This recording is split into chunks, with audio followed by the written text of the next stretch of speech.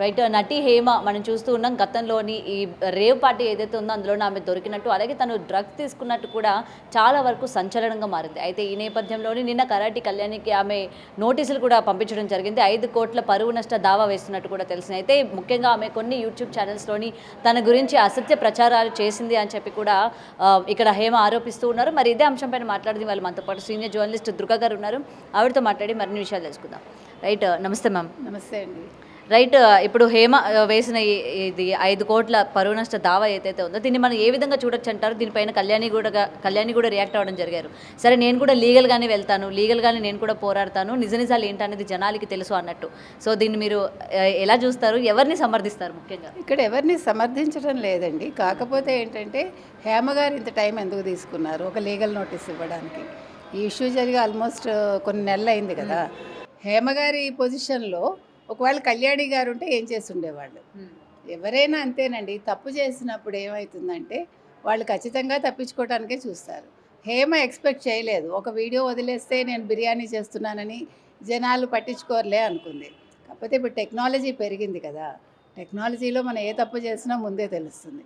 అది హేమ అలా చేయడం తప్పు. ఎట్ ద సేమ్ టైం ఆవిడకి టెస్ట్లో నెగిటివ్ వచ్చింది. ఇంకొక విషయం ఏంటంటే ఇప్పుడు ఇలాంటి సందర్భాలలో ఆడవాళ్ళే కించపరుస్తూ మాట్లాడడం, దాన్ని అడ్వాంటేజ్గా తీసుకుని, అంటే ఇప్పుడు ఎవరు ఎక్కువ కాదు, ఎవరు తక్కువ కాదండి. ప్రతి మనిషి జీవితంలో తప్పు చేయకుండా ఎవరూ ఉండవు.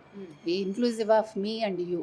సో నేను అనేది ఏంటంటే తప్పు జరుగుతుంది. జరిగినప్పుడు తొందరపడి మనం మాటలు ఎవరిని కూడా మీరకూడదు. మాట పొదుపుగా వాడాలి ఎవరైనా సరే. బట్టలు పొదుపుగా వాడక్కర్లా, మాట మాత్రం పొదుపుగా వాడాలి. ఎందుకంటే మనం అలేఖ్య వాళ్ళకు కూడా అదే చెప్పాము మనం. సో నేను అనేది ఏంటంటే ఇవాళ ఈ ఇష్యూలో హేమ గారు 5 కోట్ల పరువు నష్టం దావా వేశారు. సరే, ఈవిడ కూడా కళ్యాణి గారు కూడా స్పందించారు. వెంటనే నేను లీగల్గానే దాన్ని చూసుకుంటాను అన్నారు. ఇంతవరకు ఓకే.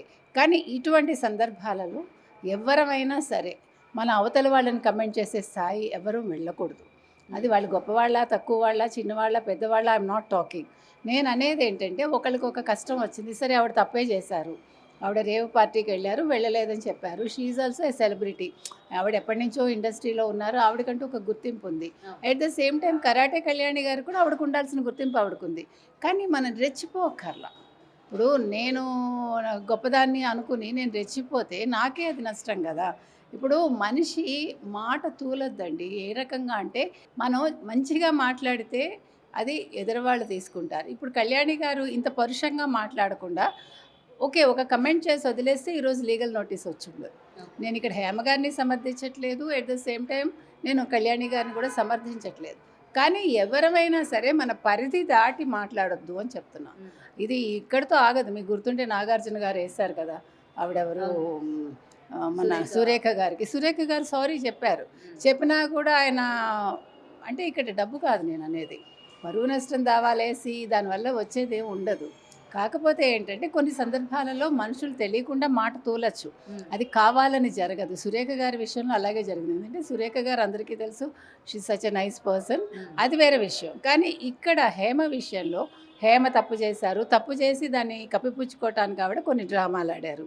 అది అందరూ గుర్తించారు. గుర్తించాక పర్టికులర్గా కరాటే కళ్యాణి గారే ఎందుకు అంత హార్ష్గా మాట్లాడాలి? అది తప్పు అంటున్నాను. అంటే వీళ్ళిద్దరికీ వ్యక్తిగతంగా ఏది లేదు అని చెప్పుకుంటున్నప్పటికీ ఏదో ఉంది అన్నట్టు ఆవిడ మాటల్లో తెలిసింది అని అయితే కొంతమంది అంటున్నారు. ఏం చెప్తారు మ్యామ్? వ్యక్తిగత రైవలరీ ఉండొచ్చండి. ఇప్పుడు ఎవరికైనా స్పర్ధ ఉంటుంది. ఒకే ఇండస్ట్రీలో ఉన్నప్పుడు, ఒకే మీడియాలో ఉన్నప్పుడు అట్లనే ఉంటుంది కదా. మీకంటా నేను ముందు ఇవ్వాలి, నాకంటా మీరు ముందు వార్త ఇవ్వాలి, ఆ స్పర్ధ ఉంటుంది. అలాగే క్యారెక్టర్స్ విషయంలో కూడా ఇది నేను చేస్తాను, అది నేను చేస్తాను, వాళ్ళకు ఉండొచ్చు. That's a different issue. దానికోసం మనం ఒక వ్యక్తిని మనం క్యారెక్టర్ అసాసినేషన్ చేయకూడదు. అప్పుడు మీకు ఇండస్ట్రీలో ఉన్నాక మంచి చెడు రెండూ ఉంటాయి. ఇప్పుడు మనకి ఇష్టమై మనం వెళ్ళామా, అవతల వాడు అడిగినప్పుడు దట్స్ ఎ డిఫరెంట్ ఇష్యూ. లేదు, నాకు ఇష్టం లేదని తప్పుకున్నానా, అది వేరే విషయం.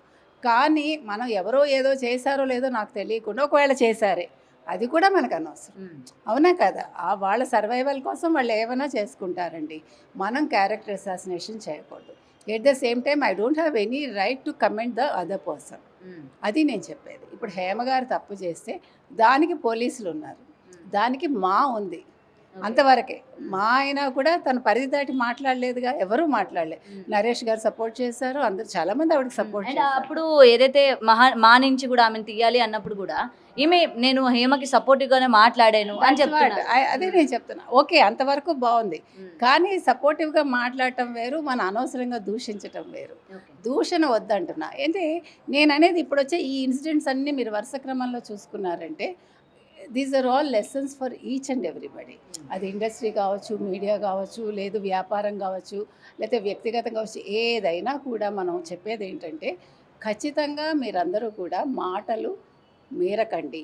దయచేసి ఎవరు నొప్పించకండి మాటలతోటి. మీ అభిప్రాయాలు ఉంటే దాన్ని మంచి పొలైట్ వేలో చెప్పచ్చు. ఆ పొలైట్ వేలో చెప్పినందువల్ల మీరు చిక్కుల్లో పడరు. ఎట్ ద సేమ్ టైం అవతల వాళ్ళకి అది మంచిగానే రీచ్ అవుతుంది, వాళ్ళలో మార్పు కూడా వస్తుంది మీరు గమనిస్తే. అయితే ఇప్పుడు ఈ 5 కోట్లు ఏదైతే పరువు నష్ట దావా ఉందో దీన్ని ఏ విధంగా తీసుకొచ్చి అంటారు? నిజంగా ఆమె డబ్బులు చెల్లించే అవకాశం ఉందా, లేకపోతే లీగల్గానే ఆమె ప్రొసీడ్ అయ్యే ఛాన్సెస్ ఉన్నాయా?